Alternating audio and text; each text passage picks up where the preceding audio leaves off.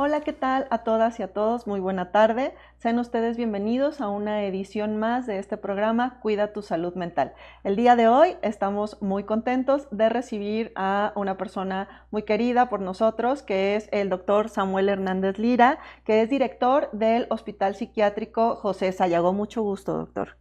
Muchas gracias. Buenas tardes a todas y todos. Igual muchas gracias por esta invitación, sobre todo de estos temas tan importantes e interesantes acerca de los hospitales psiquiátricos, ¿no? Que de pronto sí tenemos algunas ideas ahí. Muy bien, muchas gracias por aceptar la invitación. Les recuerdo mi nombre, yo soy la doctora Lorena López, soy directora general en la Comisión Nacional de Salud Mental y Adicciones. Y bueno, doctor, a ver, solamente para contextualizar a la audiencia, ¿en qué momento surgen en nuestro país estos hospitales psiquiátricos, estos hospitales en donde se empieza a ubicar las personas que tienen algún padecimiento de salud mental? Claro, se crea el Manicomio General La Castañeda, esto en la primera década del siglo XX. Duró alrededor de 50 años. La característica de este manicomio general era que no solamente había pacientes psiquiátricos, sino también había pacientes neurológicos, había personas que incluso tenían algunas situaciones legales y que creían que en la parte social pues no podían desarrollarse. Y evidentemente pues les conflictuaba al gobierno en ese momento, creando este manicomio general que albergó alrededor de 3,000 a 6,000 personas en un lugar pues realmente pequeño para esta cantidad. Posterior a esto, duró 50 años. En siguientes gobiernos, pues se veía esta necesidad de poder deshacinar también a todas las personas que se encontraban acá, dividirlas precisamente y crear mejoras hacia la parte psiquiátrica. Creo que esto fue un avance bastante adecuado. Se crearon hospitales campestres en un inicio, sin embargo, esto no desahogó del todo el manicomio general que en ese tiempo tenía. Alrededor de 1960-1965, que se crea o surge la Operación Castañeda, que precisamente aquí es donde se crean 4 hospitales, dentro de los cuales estaba el Fray Bernardino Álvarez, el Juan N. Navarro y bueno, hospitales Granja, por ejemplo, el Hospital José Sayago, precisamente, el Adolfo M. Nieto, el Granja La Salud en el Estado de México y en Puebla el Batam. De esta manera se llevan a todos estos pacientes y se dividen en todos estos hospitales. La característica que aquí observamos es que se empieza a esbozar esta parte de la entrada de agudos, es decir, pacientes con trastornos psiquiátricos agudos que requerían un internamiento no prolongado y que posterior a eso pues podrían egresar con sus familias. Sí, justo no sé si usted recuerda que una de las características de estos hospitales en un principio era esto, el modelo asilar, ¿no? El dejar a estas personas que el resto de la sociedad asumía como no aptas para vivir dentro de la sociedad, y entonces estos hospitales, que es muy chistoso, se crearon justo a las orillas de la ciudad, en donde estaban como lo más lejos, donde nadie los viera. No, es más o menos hasta la década de los 90, en donde justo ya empiezan estas hospitalizaciones agudas y empieza a cambiarse la visión de lo que se hospitaliza ahí. Actualmente, ¿qué es lo que se hospitaliza en estas unidades? ¿Qué es lo que actualmente son criterios o qué pacientes son elegibles para hospitalizarse de estancia breve en estas unidades? Claro, en un inicio era en su mayoría trastornos psicóticos, hablando de esquizofrenia, discapacidad intelectual de moderada a profunda. En la actualidad sabemos que no solamente estos padecimientos son psiquiátricos, ¿no? Que justo ahí surge el estigma de los pacientes psiquiátricos, fuera de la realidad, que incluso se decía que son peligrosos. Bueno, actualmente pues tenemos una gran variedad de trastornos, desde trastorno depresivo mayor, riesgo de suicidio, depresión, trastornos de ansiedad graves, trastornos de la personalidad también graves. Evidentemente hay criterios de ingreso a un hospital psiquiátrico. No es porque la familia ya no pueda, porque de pronto surge mucho esto, ¿no? De que la familia ya no le es posible mantenerlos o no le es posible contenerlos y bueno, recurren a quererlos dejar en un hospital. Eso ya no sucede en la actualidad, o es el punto que se quiere o se está erradicando, y tenemos los ingresos y egresos. Evidentemente todo lo que ponga en riesgo la vida, ese sería un criterio, que ponga en riesgo la integridad física propia, es decir, del paciente, o de las personas que lo rodean al final de cuentas.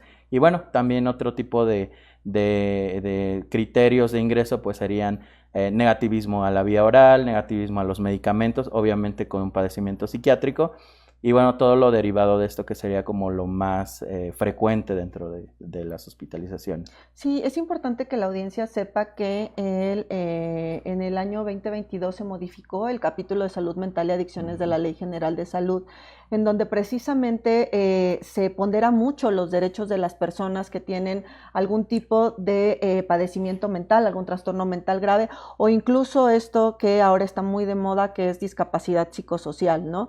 Pero que pues hospitalización, como siempre lo hemos dicho nosotros, no es tratamiento, que actualmente estamos transitando de un modelo asilar a un modelo comunitario en el que se consideran primero todas las determinantes sociales que originaron que estas personas enfermaran, pero también para el pronóstico se consideran a dónde se van a insertar y cómo la comunidad que los rodea es un punto de apoyo para ellos, ¿no? Claro, creo que este punto comunitario es de vital importancia porque no solo vemos la enfermedad, ¿no? Este enfoque biopsicosocial hace que al paciente se le trate no solo el síntoma, sino también todo el entorno que conlleva, y evidentemente esto pues se traspola, ¿no?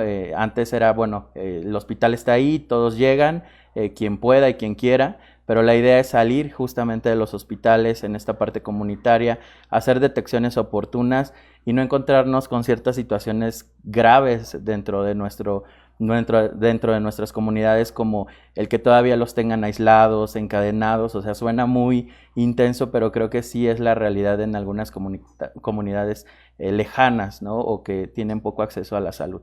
Entonces creo que este modelo sí brinda una mayor protección a todas las personas y que podemos detectar de una forma adecuada y bueno, evidentemente actuar no solo dentro del hospital, sino de forma ambulatoria y dándole seguimiento al paciente y a la familia, que en muchos casos la familia también tiene alguna situación. Claro, y bueno, ya entrando como de lleno al tema, algo que a mí me ha llamado muchísimo la atención y yo siempre digo que es porque Hollywood, ¿no? O sea, de pronto pone a los psiquiatras como ya sabe, estas personas maquiavélicas y que entonces son muy perversas, pero también pone a los pacientes que tienen trastornos mentales graves como sumamente violentos y demás. ¿Qué nos puedes decir al respecto? O sea, un mito enorme en la salud mental es que todos los pacientes que tienen un padecimiento derivado de la pérdida de la salud mental es sinónimo de trastornos mentales graves, ¿no? Que ahorita nos gustaría que usted nos hiciera la aclaración, ¿cuál es la diferencia? Y lo otro ¿es cierto que son súper violentos y que entonces toda la gente es perversa y es real? Es parte de Hollywood y de llamar también la atención y de vender, ¿no? Esta parte de marketing. Sin duda, sí creo un punto importante porque de aquí también sale parte del estigma en la parte social. El decirle a alguien, oye, ve a un hospital psiquiátrico, o sea, es algo incluso ofensivo, ¿no? Y que muchas personas llegan y al momento de egresar del hospital nos dicen, no, pues yo nunca me imaginé que un hospital psiquiátrico fuera así. Realmente no está como lo pintan las películas, ¿no? De que hay camisas de fuerza, que hay electroshock, que de pronto los aíslan en cuartos un poco extraños y lleno de... Pues no, realmente esto es obviamente en la película, dista mucho de la realidad de un hospital psiquiátrico donde se tienen protocolos. O sea, basamos el hospital como cualquier otro hospital general. Nos regimos, de hecho, bajo toda la normativa de la Secretaría de Salud y de todas las comisiones que regulan el trato, ¿no? Evidentemente se privilegia los derechos humanos, es algo muy importante incluso en las contenciones mecánicas, es decir, las sujeciones. Se tiene todo un protocolo bien establecido y indicaciones clínicas, ¿no? Que no son porque es castigo, porque se me ocurrió. Sí hay mucho tema en cuestión de que el paciente psiquiátrico da miedo o es peligroso. Lejos de esto, sí, digo, hay algunos trastornos psicóticos donde la persona siente que le están persiguiendo, siente que la van a agredir, que afuera de su casa pues hay personas que están armadas y responde en consecuencia, ¿no? Imaginemos nosotros en esta situación, pues cerramos con llave nuestra casa, nos protegemos, algunos pacientes pues toman ciertas precauciones, pero en el mismo contexto de la psicosis. Evidentemente estos pacientes descontrolados pues requieren un tratamiento y se estabilizan y estas ideas pues van bajando hasta incluso desaparecer. Pero no, realmente no es un paciente peligroso, ¿no? No estamos hablando de delincuentes, o estamos hablando de personas que requieren un manejo, un tratamiento farmacológico especializado y que se les tiene que dar esta oportunidad para poder establecer ciertos puntos con la persona. Claro, y comentar a la audiencia que los trastornos mentales graves solamente corresponden al 1% de la población general, que el resto de los padecimientos son padecimientos derivados de la pérdida de la salud mental y que muchas veces requieren hospitalizaciones breves, ¿no? Como por ejemplo, si yo tengo ideas de muerte y de verdad siento que ya no puedo con mi vida, una vez que ingrese al hospital es para tener un poquito de contención, que me puedan dar algún tipo de intervención, tanto psicoterapéutica como medicamentosa, como farmacológica, y después puedan orientar el tratamiento o el seguimiento que voy a tener al egreso. Otro de los mitos que salen ya en este contexto es: si me ingresan al psiquiátrico, nunca me van a dejar salir, ¿no? O sea, eso es como algo que es, no, ya me van, si ni me acerco tantito porque nunca me van a dejar salir. Es importante que también derribemos ese mito. ¿Por qué? Porque todo lo que se hace ahora con los temas de salud mental están basados en evidencia. Y la evidencia actualmente dice que deben de ser tratamientos de hospitalizaciones breves, justo lo que usted comentaba, agudos, en donde se puede estabilizar al paciente y pueda tener un seguimiento.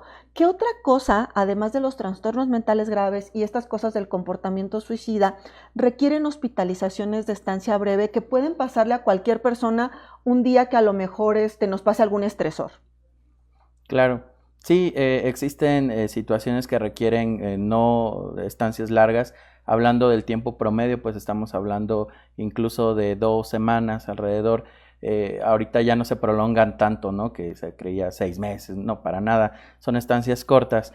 El riesgo de suicidio de pronto debido a estresores puede ser una de estas situaciones donde ingresan, a veces es la contención que se les da, a veces están en un duelo, por ejemplo, y llegan y hay varias situaciones que motivan a la persona a tener en ese momento, pues, estas ideas de muerte que requieren una hospitalización en ese momento.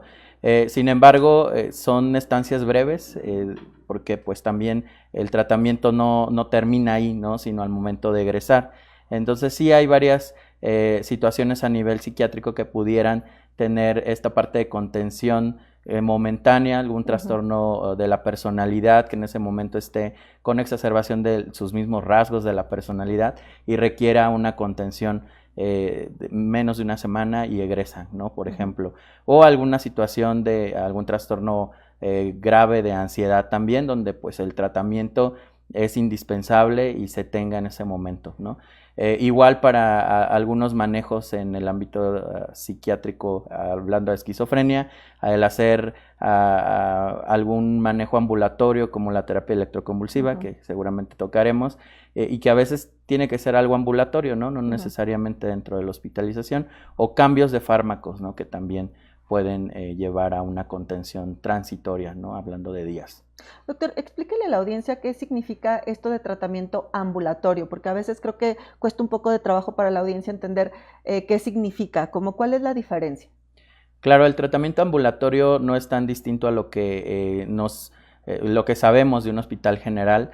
Aquí el paciente llega a su consulta, se le da obviamente la parte farmacológica, pero también llevan una parte psicoterapéutica, ¿no? Y acompañado también de la educación hacia la familia, el saber sobre su misma enfermedad. O sea, no solamente es la consulta de 30 minutos, 45 minutos, sino se lleva de forma continua, ¿no? Existen también algunos otros modelos como hospital parcial donde el paciente llega, está gran parte del día, se le verifica la toma de tratamiento, se va a su casa y regresa, ¿no? Entonces, sobre todo para trastornos crónicos que son graves y que su estabilización sí lleva cierta parte rigurosa.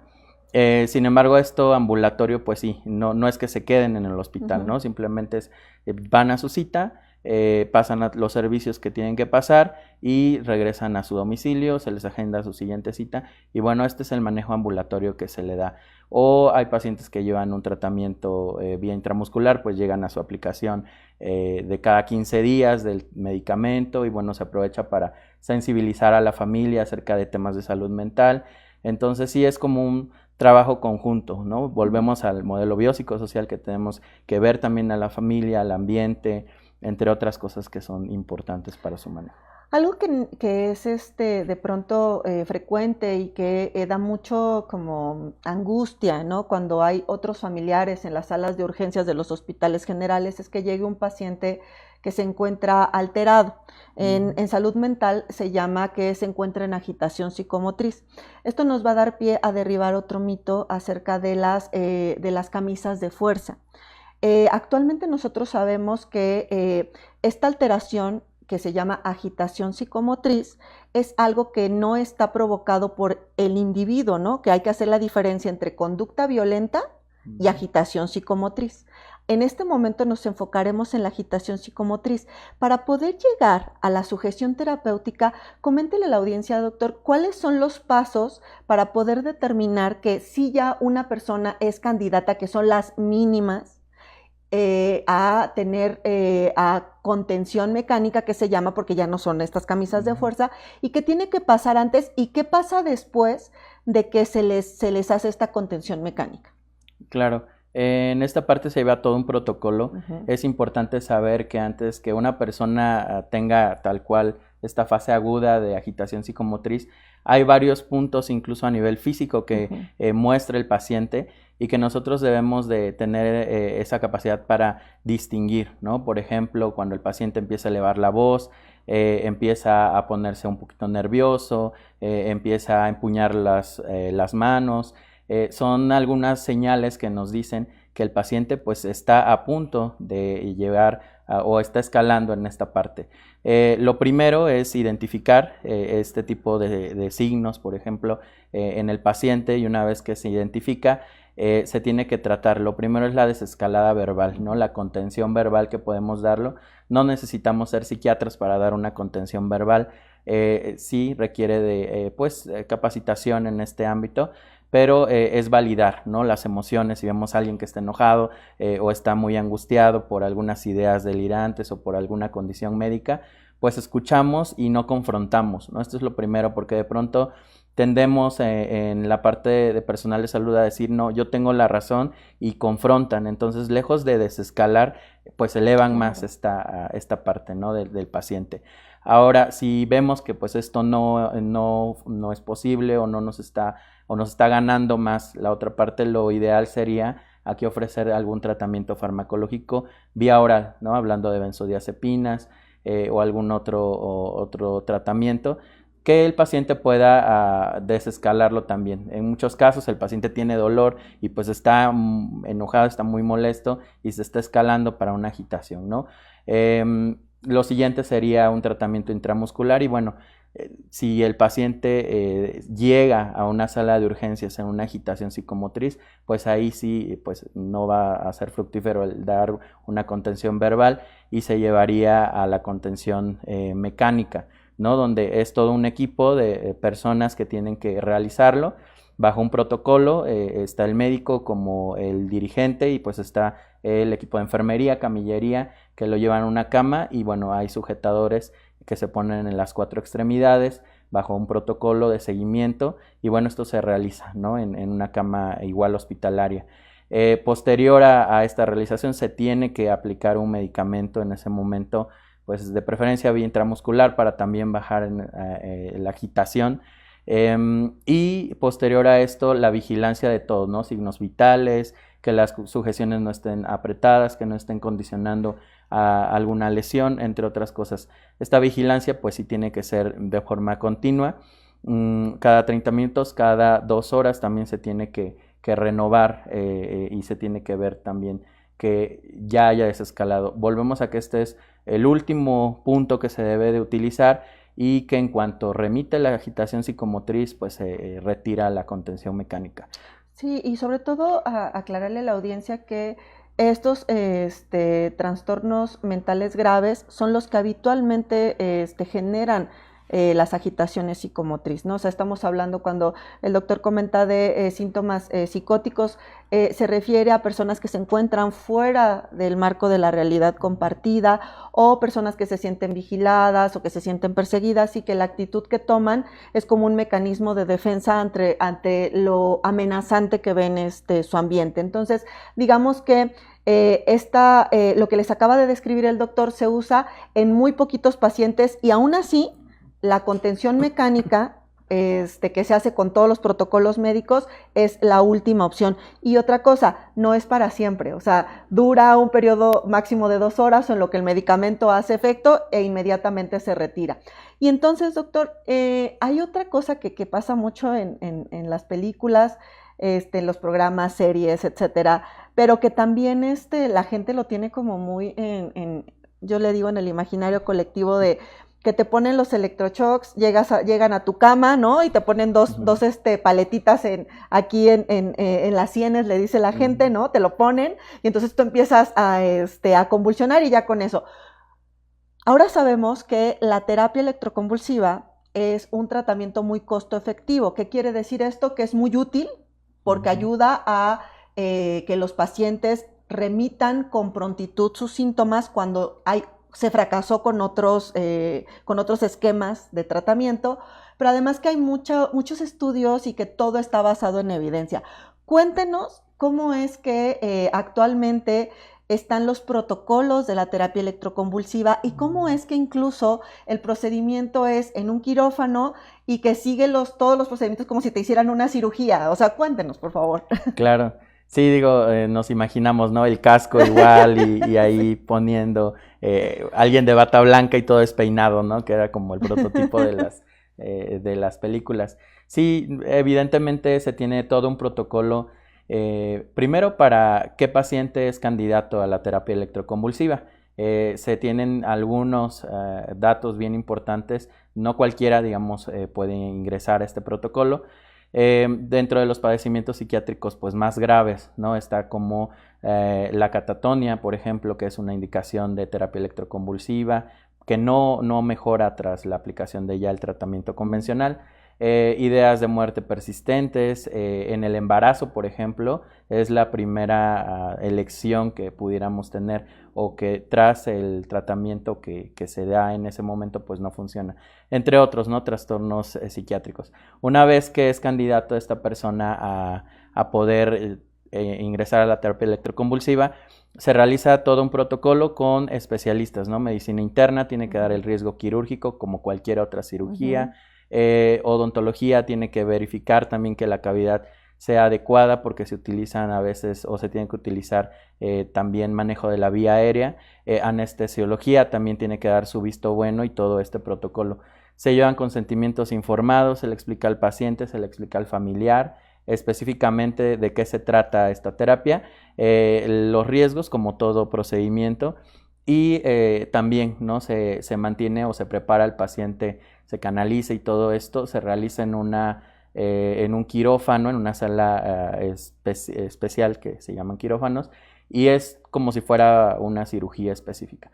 El paciente no está despierto, se utiliza una sedación, porque pues en las películas vemos que despierto empieza a convulsionar y le ponen imágenes como para que mejore, no se trata de eso, ¿no? Se seda al paciente y se le, con una máquina, que es la máquina de terapia electroconvulsiva, se le ponen los electrodos bien específicos y bueno, ya se da la descarga de acuerdo a unas fórmulas que se utilizan. Es controlado, todo el equipo médico está en ese momento, es bastante seguro, digo, de la experiencia que hemos tenido, pues sí, no ha habido situaciones de gravedad o que tras esto haya empeoramiento, al contrario, ¿no? Después de la primera terapia, pues salen y parecen otros, ¿no? O ya los síntomas han bajado bastante. De hecho, en la formación comentábamos, ¿no? Si yo me psicotizo en algún momento, yo quisiera esto como primer elección y bueno, sí, ya conociendo toda esta parte, no nada más del protocolo, sino en cómo actúa, pues también vemos que es algo que nos da bastante mejora, ¿no? En cuanto a los síntomas clínicos. Claro, entonces puntos a rescatar es justo que es un procedimiento que tiene que ver con protocolos médicos, en donde incluso se llevan a cabo estándares de calidad, así como en cualquier otro hospital, pero que además no todos los pacientes son candidatos para este procedimiento, que antes de llegar a ese procedimiento, pues se tuvieron que hacer un montón de ensayos clínicos o ensayos con medicamentos. Y esto me lleva a otro tema que es un mito bien importante, que es, doctor, los psiquiatras solo sabemos dar chochos, ¿no? Solo sabemos dar medicamentos, solo sabemos recetar, ¿es lo único que sabemos hacer? ¿O cómo es la intervención que se hace desde los hospitales psiquiátricos para temas de salud mental?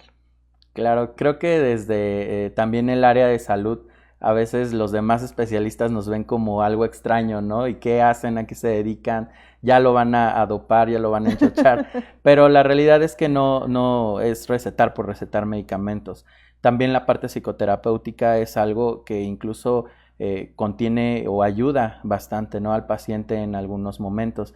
El medicamento, como les comentamos a los pacientes, no los van a cambiar de personalidad, no les van a arreglar sus problemas sociales, culturales de la familia. La psicoterapia sí busca que sea algo más adaptativo a esto, ¿no? No lo podemos sacar del lugar donde está, pero sí ayudarle a que pueda ver la manera que pueda adaptarse de la mejor forma a ese ambiente en donde se encuentra. Y creo que este análisis o esta parte de cómo está viviendo, cómo está funcionando el paciente, sí nos toca como psiquiatras y poder brindar una intervención en la parte psicoterapéutica. Y por ejemplo, doctor, esta otra cosa, ¿no? De que todos los medicamentos en salud mental, todos los que damos los psiquiatras, causan adicción. Eso es un mito súper frecuente, ¿no? O sea, comentar justo también a la audiencia que los medicamentos que se utilizan para poder limitar los síntomas en los padecimientos derivados de la pérdida de la salud mental o en los trastornos mentales graves cumple criterios para poder recetarse, pero no causan adicción y además muchos de ellos, cuando no son trastornos mentales graves, no se usan de por vida, que eso es algo que las personas que de pronto tienen depresión o ansiedad y que tienen alteraciones en su funcionamiento, no quieren tomar la medicina porque piensan que se van a hacer adictos. Y la realidad es que se toma un tiempo y una vez que se toma, lo puedes ir bajando hasta el punto de que ya no lo tomen. ¿Qué otra cosa acerca de los efectos de los medicamentos que son mitos usted nos podría comentar? Claro, a veces el que no lleven un adecuado apego es por miedo, primero, ¿no? A lo que comentaba. Me voy a volver adicto a esto. No, la realidad es que no son bastante seguros. Los síntomas secundarios son mínimos. Realmente iniciamos con dosis bajas, por ejemplo, de antidepresivos y se van titulando de tal forma que pues no haya efectos secundarios. Está la idea de que me van a tener dopado, ¿no? O con sueño todo el día. Pues no, la realidad es que, por ejemplo, los antidepresivos, antipsicóticos, no tienen como esta capacidad, ¿no? De dormir a ciertas dosis. Evidentemente sí se utilizan algunos para tal vez incidir en el sueño, pero bajo ciertas dosis, ¿no? Esto es bien importante porque a veces el paciente se queda con que este medicamento tiene este efecto y es variable de acuerdo a la dosis que le estamos dando. Por otro lado, como bien comentaban, el tratamiento no es de por vida, ¿no? En la gran mayoría no es de por vida, en algunos momentos es 8 meses, 12 meses y se va retirando. Todo esto bajo seguimiento, evidentemente psiquiátrico. Y bueno, puede ahí irse moviendo, ¿no? Porque de pronto el miedo de, y ya que lo deje de tomar, voy a regresar, voy a recaer, ¿no? Pues por eso está en un seguimiento psiquiátrico, ¿no? Para evitar estas situaciones. Los efectos secundarios de algunos medicamentos podríamos pensar en los antipsicóticos, que son los que sí pudieran dar mayores efectos secundarios, pero hay también medicamentos para corrección de estos efectos, ¿no? Que son bastante efectivos, bastante seguros y que pueden mantener al paciente estable. Sí hay algunos fármacos que, por ejemplo, en esquizofrenia, que sí se tienen que mantener pues durante gran parte de la vida o toda la vida, pero esto pues no va a afectar de alguna otra forma, ¿no? Al final, una crisis o una recaída donde no está con tratamiento llega a afectar más que el estar bajo un tratamiento, ¿no? Es como esta parte que nosotros a veces platicamos o utilizamos para sensibilizar a la familia y el paciente, ¿no? Porque a veces la familia es quien no quiere que tome tal medicamento, ¿no? Pero justo les explicamos cómo funciona y también de esta manera ellos pues conversan con las otras familias y le dicen, oye, no, pues dale el medicamento, no es tan malo como pensabas. Entonces sí hay varios puntos ahí que seguimos, porque esto es bien clásico, que lleguen a la consulta con estas ideas, pero la idea de estar promoviendo a la salud, dar a conocer de qué se trata y cómo se trata, pues es importante. Sí, ay, doctor, se nos está terminando el tiempo, pero hay dos últimas preguntas que quiero hacerle. La primera es, entonces, comentar a la audiencia que efectivamente al hospital psiquiátrico no solo van los locos, ¿no? O sea, eso es una que nos gustaría que fuera de los últimos mitos que derribara. Y el último es que las personas que tienen un trastorno mental grave, no todo lo demás que les sucede es consecuencia del trastorno mental grave, es decir, estos pacientes también se pueden enfermar de otras cosas que no tengan que ver con su trastorno. Claro. Sí, en un hospital psiquiátrico van pacientes de todo tipo, tanto pacientes que tienen depresión tal vez no grave, moderada o ya están saliendo de la misma, ansiedad, algunas situaciones, por ejemplo, de duelo tal vez complicado, o sea, no es como entrar a un hospital psiquiátrico y ver gente hablando sola, riéndose sola, gritando, para nada. Se tienen las áreas de consulta externa como cualquier otro hospital, hospitalización continua, se tienen áreas especializadas como patología dual, que es consumo de sustancias, terapia familiar, personas mayores de 60 en psicogeriatría, o sea, también hay varias áreas que mantienen tanto el lado de hospitalización como de consulta externa. Entonces, imagínense un hospital general y todas sus áreas también. Hay un laboratorio, hay una sala de quirófano, está selle, está enfermería, etcétera. Claro, ¿no? Hay ciertas características por seguridad de los pacientes y las condiciones mentales que tienen en agudo que se deben de prever dentro de una sala de urgencias de psiquiatría, ¿no? Los consultorios nada más se deben de tener 2 puertas, ¿no? Para ejemplificar. Bueno, entonces ustedes si acuden a un hospital psiquiátrico pues van a notar que no es tan diferente a un hospital general, que no solamente van locos, ¿no? Gente como rara. Obviamente en urgencias van a haber padecimientos descontrolados porque por algo es urgencias, pero dentro de la hospitalización y la consulta externa, pues cualquier persona puede acudir y no hay ninguna situación de riesgo.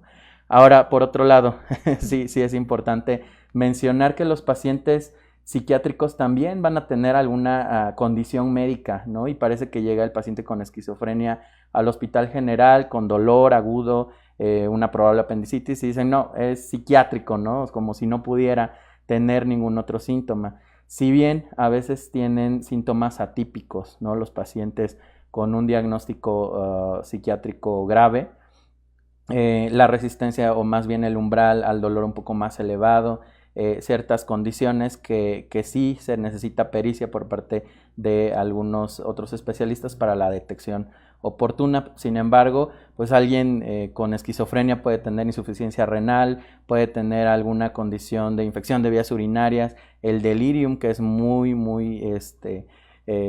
frecuente en los hospitales generales y porque está alucinando o está diciendo cosas fuera de la realidad, ya es psiquiátrico, ¿no? Entonces sí se debe de considerar, de hacer el estudio pues como cualquier otra persona, o sea, no son extraños ni fuera, ¿no? de la parte social, son parte y también hay que tratar y manejar como cualquier otro paciente con ciertas condiciones a nivel médico. Creo que eso es algo que seguimos sensibilizando con el resto de especialistas, de médicos generales, de enfermería, que no todo paciente que llegue a su hospital así, pues es raro, se va al psiquiátrico, no para nada, ¿no? Le hacen todo el protocolo de estudio que debe de ser de acuerdo a la condición que se observa. Bueno, muchísimas gracias, doctor, muchísimas gracias por acompañarnos. Yo creo que lo importante es acudir a los centros de atención. A veces podemos imaginar muchísimas cosas, pero si no conocemos y si no nos damos la oportunidad de asistir a estos centros, pues es más difícil que nosotros o ustedes puedan corroborar que lo que les estamos diciendo el doctor y yo es mentira o es verdad. La realidad es que las instituciones actualmente son instituciones muy amigables, en donde hay procesos y procedimientos, estándares que están basados en la calidad y que son congruentes con el resto de los hospitales generales. Otra cosa que está pasando también es que estos hospitales psiquiátricos poco a poco se están volviendo hospitales integrales. Por eso el comentario del doctor de se pueden enfermar de muchísimas otras cosas. Entonces, acudan a nuestros centros de atención. Si no saben en dónde se encuentra un hospital psiquiátrico cercano a su domicilio, pueden llamar a la línea de la vida 800-911-2000 y también pueden solicitar cualquier atención. En la CONASAMA tenemos más de 340 centros cercanos a su domicilio para poder atender cualquier problema de salud mental y adicciones. Acérquense y limitemos las complicaciones. ¿Un mensaje final, doctor?